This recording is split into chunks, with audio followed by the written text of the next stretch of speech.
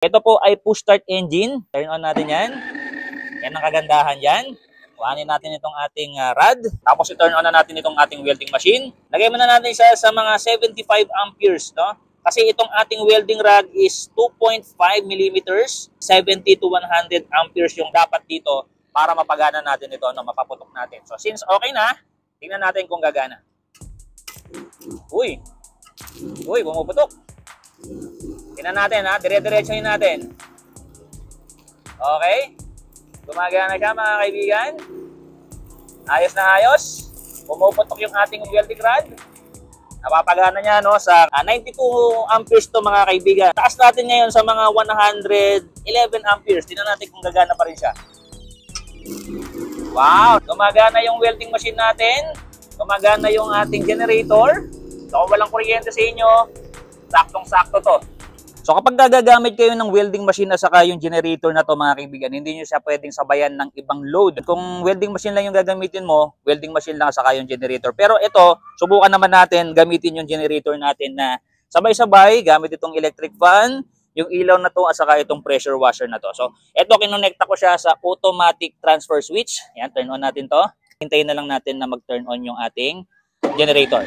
Ayan, so nag-turn on na siya. Mga ilang segundo lang, iilaw na yung ating ilaw. Umandar siya, so dapat umilaw na to, di ba? Ita-transfer pala.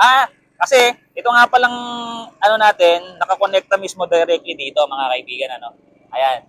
Tapos yung isa naman, nakakonekta naman dito sa ating transfer switch na connected dito sa ilaw at saka itong pressure washer natin. So gumagana siya, no, mga kaibigan, sabay-sabay. Testingin naman natin kung gaganahin natin yung pressure washer kung walang magiging problema. Oy! Good. Gumagana. Wala bang problema dun sa load? Kasi pagka mag-overload siya, iilaw to. Ibig sabihin, hindi niya kaya. Since okay naman siya, walang problema. Ngayon naman, subukan natin, mga kaibigan, sa washing machine, sa electric fan, sa isang ilaw, at saka sa ref. Mga kaibigan, tingnan natin kung mapapagana niya ng sabay-sabay. I-turn on natin itong ATS. Naka-automatic tayo. Tapos hintayin lang natin mag-turn on to. Tayin lang natin yan, mga kaibigan, kasi connected naman na yan. Yun, umilaw na siya, nag-start na siya. Okay? So, umilaw na siya. Tingnan natin kung mag-turn on tong washing machine. Turn on natin to. Ayun, nag-turn on, umilaw. I-start pala natin. Ayan, so umiikot, mga kaibigan. Ayan, umiikot. Kita ba sa camera? Umiikot. Tapos, dito naman tayo, no? May ilaw na siya. Ito yung electric fan natin. Tingnan natin kung gagana siya.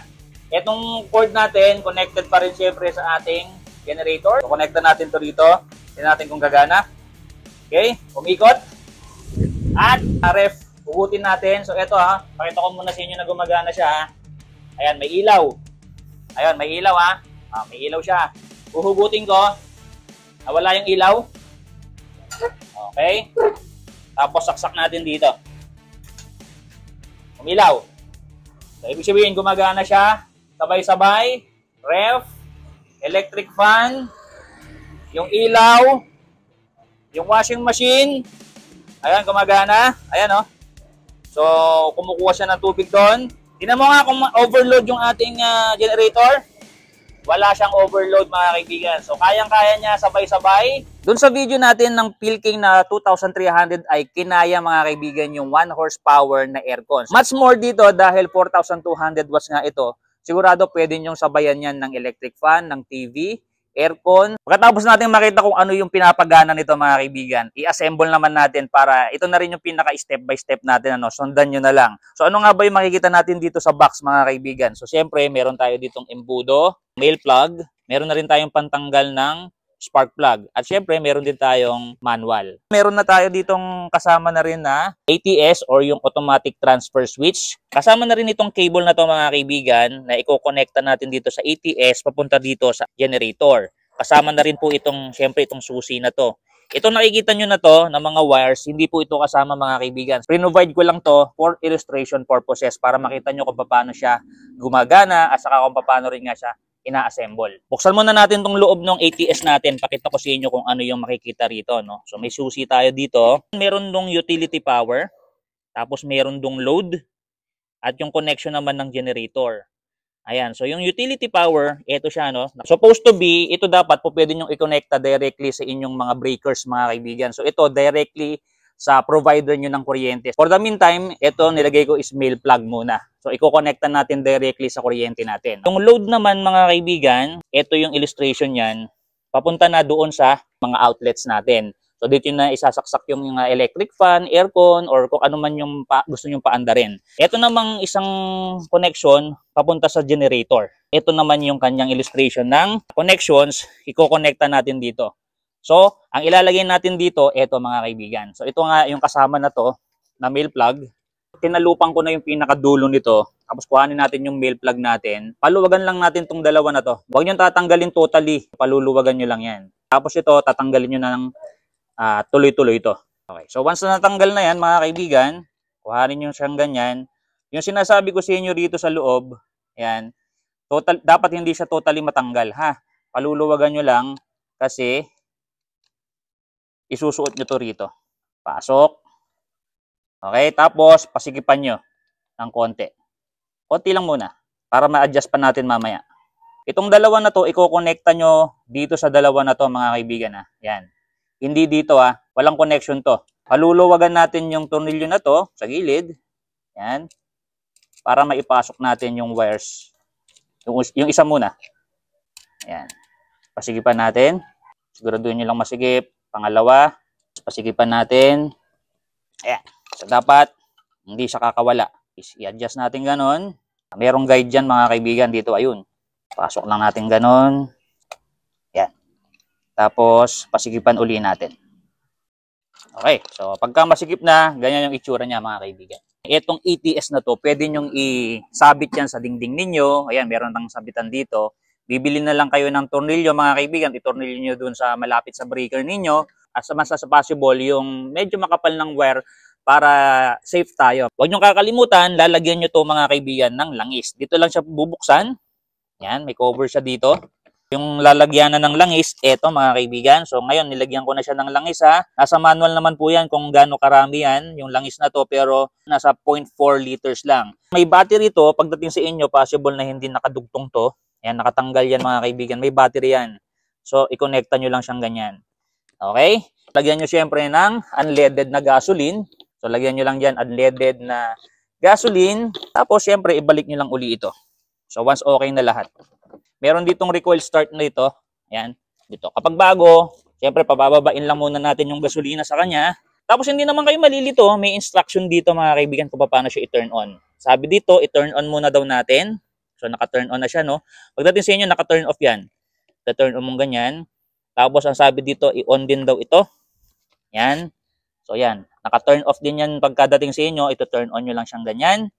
Tapos, ang sabi dito, press start. So, subukan lang natin kung aandar siya, ha. Ilagay muna natin sa echo, mga kaibigan. Ito, may echo, saka may echo off. So, pakita ko muna pala sa inyo kung ano-ano itong mga nandirito.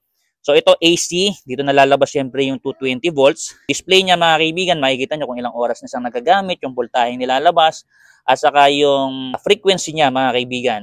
Then, meron naman ditong indicators, mga kung meron siyang output, kung overload siya, kung kailangan nyo ng palitan ng langis or kulang ng langis, nandiyan dyan yung mga indicators. Yung circuit breaker, on and off, pwede nyo rin siya, mga kaibigan, gamitan ng parallel operating system. Sa susunod na video, pag-usapan natin yung regarding dito. At ito naman, mga kaibigan, yung ATS connection. So sa combination ng ATS, mga kaibigan, maganda nga itong gamitin sa mga bahay ninyo, lalo na kung talagang madalas mawalan ng kuryente. Ibig sabihin, pag nawalan ng kuryente, automatic mag-turn on yung inyong generator, at pagka bumalik uli yung ilaw or yung kuryente, automatic na mamamatay yung generator natin. Pero pwede rin siyang paganahin ng stand-alone. Okay? Kung halimbawa magka-camping kayo, mag-beach kayo, tapos yung lugar na pupuntahan nyo, walang kuryente, pwedeng gano'n. Napakasimple lang i-operate, mga kaibigan. I-push mo lang to. Yan. Aandar na siya, mga kaibigan. Ayan. So, pagka-start mo siyang ganyan, may konting delay. Tapos parang magwa-warm up lang siya ng konti. Then, mag-i-start na siya. Ayun. So, nag-start na siya, mga kaibigan. Ha? So, yun kung pag manual mo gagamitin yan. Tapos, pagka naman papatayin mo, press ulit. Mamatay. Ayun. Tapos pagka namatay na siya, i-off mo lang siyang ganon. Tapos, ito, i-off mo rin siya mga kaibigan. Pero kung halimbawa, matagal-tagal mo siyang ginamit, palipasin mo lang siguro ng mga ilang minuto bago mo siya i-turn off. Ito na yung exciting part mga kaibigan. So, pagaganahin na siya natin ng automatic. Connecta lang natin to rito sa ating ATS. Ito siya mga kaibigan, ano. So, meron naman yung guide. Paigpitan yung ganyan. Tapos, dito sa ATS, ay sa connection ng ATS dito sa ating machine. Okay, tapos paigpitan lang sa ating siyang ganyan. Ito yung papunta sa generator. Sasaksak natin to sa generator. Yan. Tapos, ipaikot lang na ganyan para mag-lock. Hindi ko mawala. Pagka naisaksak nyo na dyan, so since ito nga ay papunta sa utility power mga kaibigan, ito. At ito nga for illustration lang, ito ay idadirect natin sa live na kuryente mga kaibigan. Ano? So for example, ito na nga yung papunta dun sa breaker nyo mga kaibigan. Dun sa papunta na mismo sa Meralco ninyo or sa provider nyo ng kuryente. So live na yan ha, may kuryente na po yan mga kaibigan. Okay? Lagyan natin ng load syempre. So since meron na nga siyang kuryente doon mga kaibigan, papunta dito. Ito nga, umilaw nga pala to, no? Yan, utility power. So meron na siyang ilaw. Yung generator, wala siya dahil hindi pa nga siya nagte-turn on. Tapos ito naman yung battery, dapat ito nakailaw. Ito, ipipress nyo lang tong ganyan. So nakailaw dapat siya. At kung magfe-failure, magpupula to. Okay?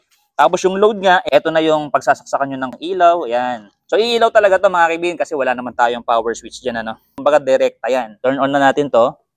Tapos naka-automatic tayo dito ngayon. Pwede siyang i-automatic, pwede siyang manual. Ito na yung exciting part mga kaibigan. Tinanggal ko yung mic ko para marinig nyo ng eksakto kung gaano kalakas yung ating generator, kung ano yung mga nag-switch dyan, mga nagta-transfer para marinig nyo ng actual. So for example, nawalan na ng kuryente. Siyempre, pag nawalan ng kuryente, mamamatay yung ilaw. Supposed to be, dapat mag-turn on itong ating generator. So hintayin lang natin. Ayun. So nag-start siya.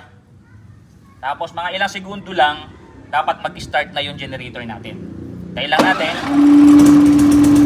So, ganyan yung tamang operation mga kaibigan. Ano? Nag-start siya, mga ilang minuto lang iilaw na yung kuryente natin or yung ilaw natin.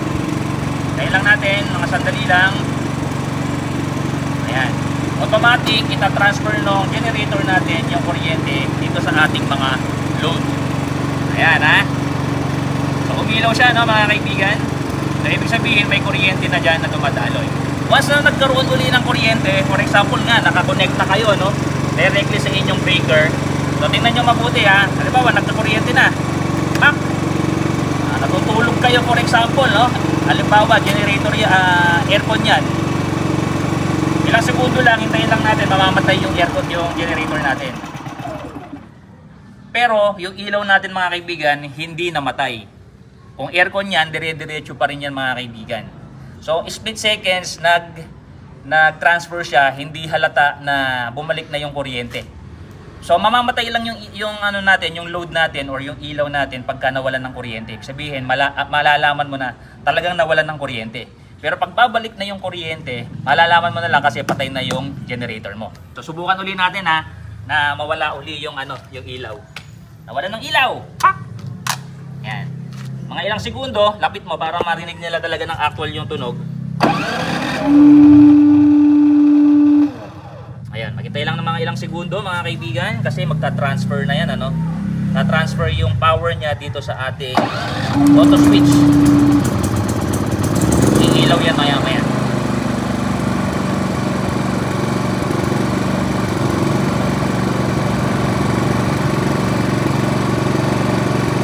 Dali lang. Ayun. Narinig nyo? Nag-click to mga kaibigan kasi nag-transfer nga yung power papunta dun sa load natin. Tapos pag nagka-kuryente, saksak uli natin. Ha? Kaya tinan mo yung yung ilaw dito. Ayan. So maya-maya lang mamawala yung generator dyan, itong ilaw na to. Kasi mag-automatic siya, mamamatay siya. Ayun, nawala. Tapos yung ilaw, steady pa rin. Okay. So yan ang kagandahan ng meron tayo ditong automatic na generator mga kaibigan. So tingnan muna natin mabuti itong ating generator mga kaibigan. So ito, mga nasa more or less 50 kilos. Kung mag-isa ka lang na magbubuhat dyan, medyo mahihirapan ka. Ang kagandahan, meron itong handle dito na pwede mong iganyan. Tapos, buhatin mong ganyan para ma-transfer mo kung saan mo gusto, no, mga kaibigan. Kahit ikaw na lang, pagulungin mo siyang ganyan, walang problema. 4,200 mga kaibigan ha, yung kanyang starting watts, tapos 3,800 naman yung running watts niya. Unleaded gasoline mga kaibigan yung nilalagay dito ha. Ina-advise ni Phil King na ang ilalagay niyong oil dito is 4-stroke at synthetic oil na. Every 100 hours mga kaibigan, kailangan yung i-change oil ito kasi failure to follow the required service interval will result in degraded engine life. Para makasigurado kayo, magbasa kayo ng manual, ito sinasabi dito, for maintenance schedule, see owner's manual. Engine shuts off automatically kapag ka low oil. Ibig sabihin mga kaibigan, pagka wala ng langis, automatic yan namamatay. Change oil at least every 100 hours. Actually, sobrang safe gamitin ito mga kaibigan. Maliban dun sa mga precautions na nakalagay dun sa ating manual, makikita mo na lahat yung mga nakasulat dito na mga warnings mga kaibigan eh. May nakalagay na dyan mga warnings ha. At saka ito yung iba pang mga specification mga kaibigan. Model PK200IE2A. Yung voltage niya is 220 volts. Yung frequency niya is 60 Hz.